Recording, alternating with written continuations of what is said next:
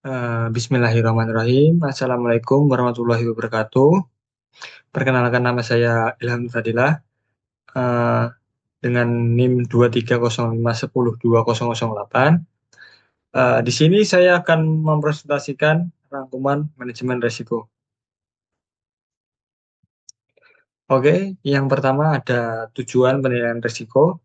Penilaian risiko merupakan bagian inti dari manajemen risiko. Tujuannya adalah untuk menyediakan informasi berbasis bukti dan analisis guna pengembalian keputusan yang tepat mengenai perlakuan risiko.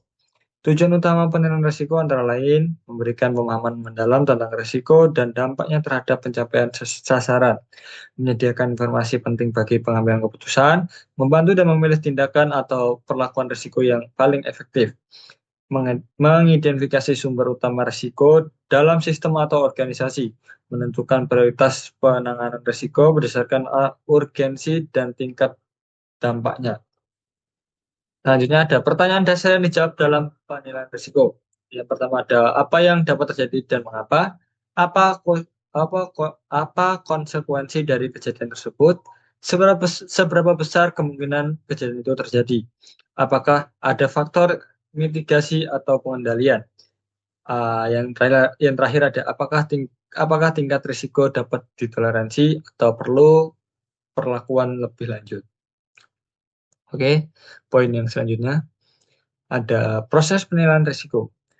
Penilaian risiko mencakup 3 komponen utama. Yang pertama ada identifikasi risiko, menemukan, mengenali dan mencatat risiko-risiko potensial yang dapat mengaruhi pencapaian tujuan. Analisis risiko, mengembangkan pemahaman terhadap risiko termasuk probabilitas dan dampaknya. Dapat dilakukan secara kualitatif, semi kuantitatif, atau kuantitatif. Evaluasi risiko, membandingkan risiko yang telah dianalisis dengan kriteria risiko yang telah ditentukan sebelumnya untuk menentukan perlakuan yang diperlukan. Langkah tambahan yang terkait dalam kerangka manajemen risiko. Komunikasi dan konsultasi, melibatkan semua pihak yang berkepentingan untuk memastikan pemahaman bersama dan dukungan. Menetapkan konteks, mendefinisikan ruang lingkup, lingkungan eksternal dan internal, serta kriteria risiko.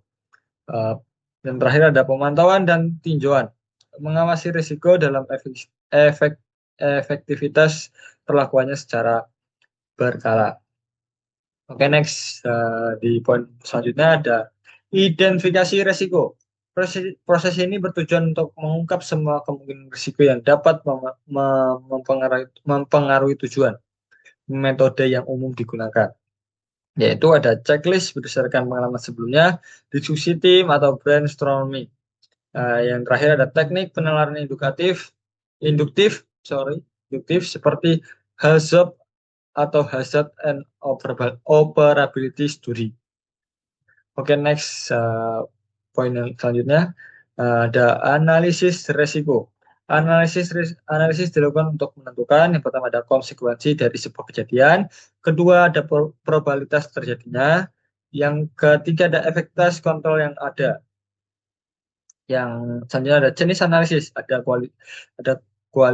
kualitatif, yaitu ada deskripsi naratif. Yang kedua ada semi kuantitatif, yaitu skor risiko menggunakan skala sederhana. Yang terakhir ada kuantitatif, menggunakan data numerik dan model statik. Poin yang selanjutnya, evaluasi risiko. Evaluasi bertujuan untuk memutuskan tindakan berdasarkan perbandingan risiko aktual dengan kriteria risiko. 3 kategori umum risiko yaitu ada tidak dapat ditolerir atau harus dikendalikan segera. Yang kedua ada ILA-IRP atau as low as reasonably as low as reasonably practicable, dapat diterima dengan pengendalian memadai. Yang terakhir ada dapat diabaikan atau tidak perlu tindakan khusus. Oke, poin selanjutnya ada perlakuan resiko atau risk treatment.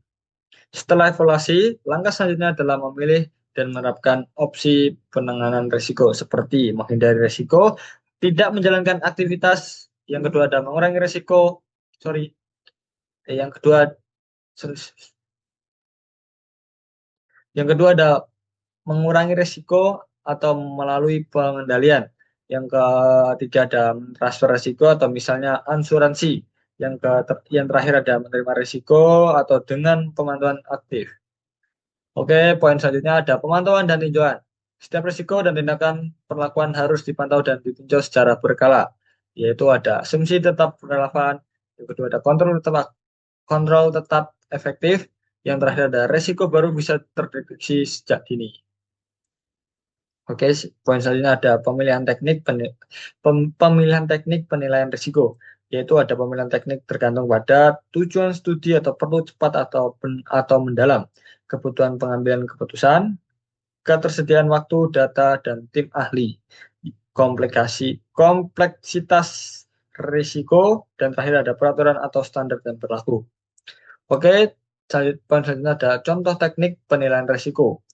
Beberapa teknik yang sering digunakan dalam standar SNI, IEC atau ISO 31010, yaitu ada yang pertama ada brainstorming atau diskusi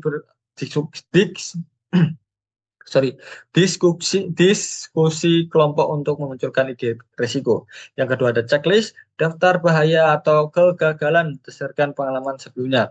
Yang ketiga ada hands-on atau hazard and operability study.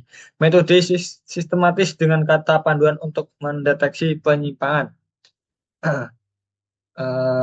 Yang keempat ada FEMEA atau Failure Model and Effect Analysis, analisis cara-cara kegagalan dan dampaknya.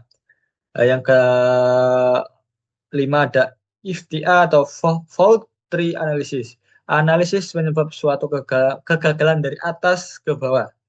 Yang keenam ada BOTI Analysis, diagram visual hubungan antara penyebab kejadian dan dampaknya. Yang ketujuh ada matriks konsekuensi atau probabilitas atau matriks risiko berdasarkan dua dimensi utama.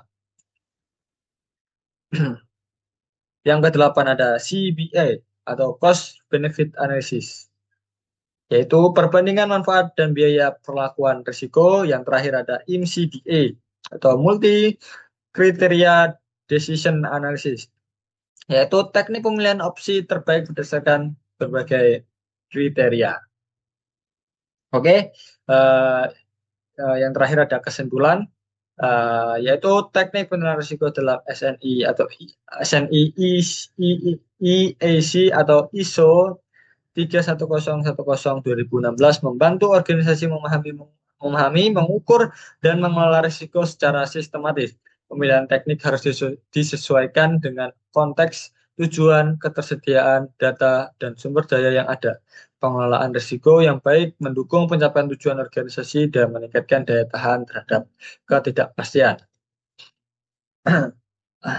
Oke, mungkin itu saja yang bisa saya sampaikan dari rangkuman penilaian risiko atau manajemen risiko. Kurang lebihnya saya mohon maaf. Wassalamualaikum warahmatullahi wabarakatuh. Bye-bye.